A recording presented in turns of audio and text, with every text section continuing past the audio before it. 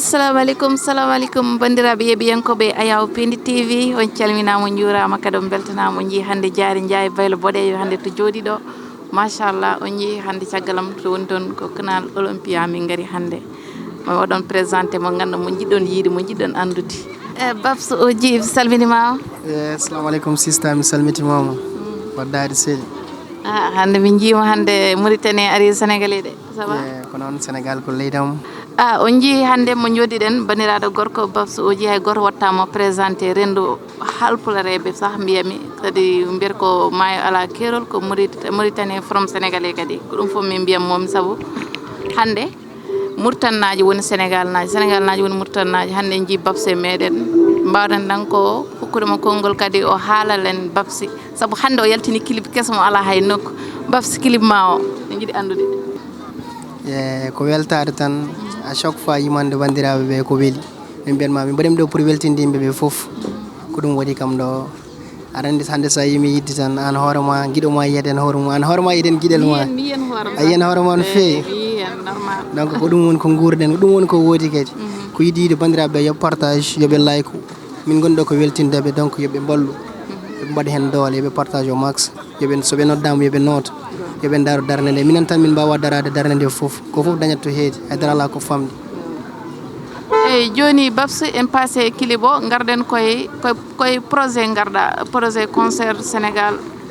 concert mo gandanɗa hoore mum kala garɗo ɗo o waɗata ko success grand théâtre an mbaɗɗa canal Olympia an on risque walla wona risque? Bon wona risque par ce que mbiɗa andi leñol ngol fof nan caggalam kadi mi ala hen kulol mbiɗa andi moɓe gembam moɓe dusam kadi comme no mbiyama sahani min mi arani ñammude garmi ko fuɗɗude par ce que en gari en mbaɗi min garan kadi ɓenninen goɗɗo ara kadi ɓennina ko ɗum jiɗɗen tan ko Afrique yo ɓennina towo ene towo canal Olympia ko place no place uji foof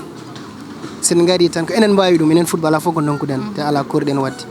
donc sen jenggui sen darima tan rewat lawol te pour min no famdiri men ni an aɗa andi kalami ko non en kebbinat ɗum ɓiɓɓe fulɓe tan an mbawi hebbinde ko ɓuuri ɗum ɗo ɓe keeɓi donc ɓe noddama e kewal yooɓe gandu harande no mbiyami à chaque fois harande ko enen foof sa yi hande min ƴetta canal Olympien walla ko kiram e gueɗe kewɗe par ce que hunde foof dañat to fuɗɗi nden avant success wonno ko Doudou Seck après Doudou Seck woni success après success grand théâtre et pourquoi pas canal Olympia e janggo holton stade Dakar to wiyete Diamniadio ɓaw janggo ko ɗum ko noon fuɗɗorto kulol sindaki min enen fulɓe ken jamreɓe wallahi ken susɓe de e joni Babs koye projet gonɗa walla? mbiɗen mi woni ko heewi Babs mom haalta finat tan jeeya aɗa andi comme d'habitude jooɗat tan 2-3 jours tan nanon Babs nan ara kadi donc mbiɗemi ko heewi mbiɗa yiɗi tam yoɓe paat en tout cas min mbiɗemi liggo mbiɗemi waɗa affaire kewɗi yoɓe paɗam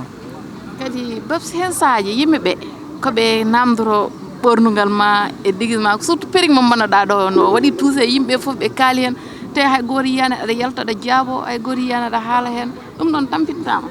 Non aɗa andi oji ko oji mbiɗa andi ça fait partie min ɓe jogui direction artistique mo jarami yimɓe famɓe ɓe ɓen apprécie ɓe pamani ɓe kadi ma paam au fil du temps moɓe gandu ko kaɓantomi ko min j'ai un background à travail won background mo liggotomi aɗa andi no wayi kono hunde wotere wayi kono hande sa woni étudiant walla avant wona étudiant il faut dawa won laabi keɓa CV janggo pour représentant janggo sa yiiɗi ligguey bawɗo wonde foof e en étant artiste kadi hande il faut jogoɗa un background bawɗo présenté janggo en cas artiste won comportement ji jogoɗɗa wona comportement ji artiste e min pour min no wiyete pour min jibaki ha no yimɓe cikkata ni de dire que Babs comment no ɗum ni et alors que ɗum pour min ça fait partie du game et puis comme free mind wonde ko yimɓe kalata ko hen jeeya e poti haalde par ce que ko hen ɓe jeeya kadi wona ɗum sa yimɓeɓe haaɓe kaala a jaaba ya meeɗa jaabade meeɗa waddema dérangé te ñin foof a waɗat osé hoorema kollira hoorema min ko issilam jiguimi non ko ɗum noon aɗa no mbimami ni mi arani mino ñemtinde mi arani haydara garmi ko fuɗɗude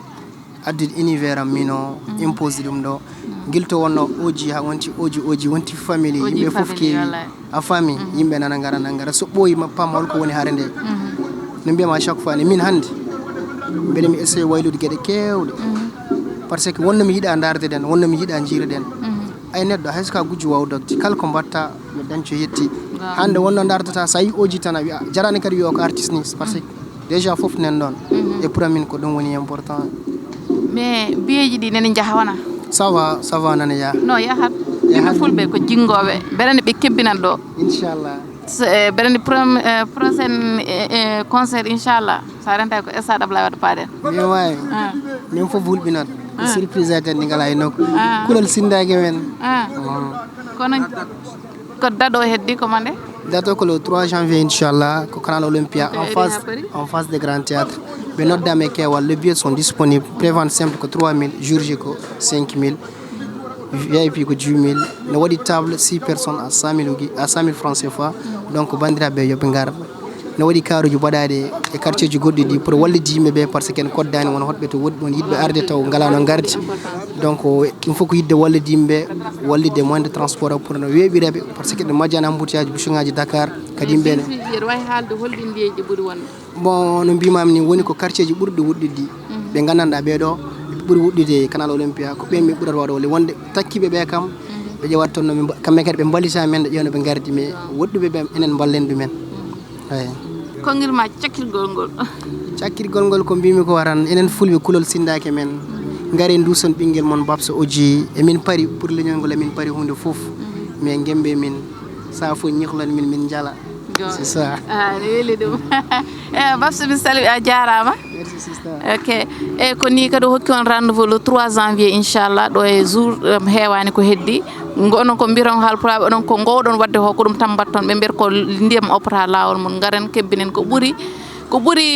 grand théâtre en kebbini ɗum kono canal olympide en mbawi hebbinde ko ɓuuri ɗum saabu enen halpulareɓe kala mo yina anden ko ken jingoɓe ken yiɓɓe leƴƴi meɗen ken yiɗɓe kadi ko gonɗen ko parnirɗen ɗum ɗon noon ha le 3 inchallah mon jii ko yooɗi e ko feewi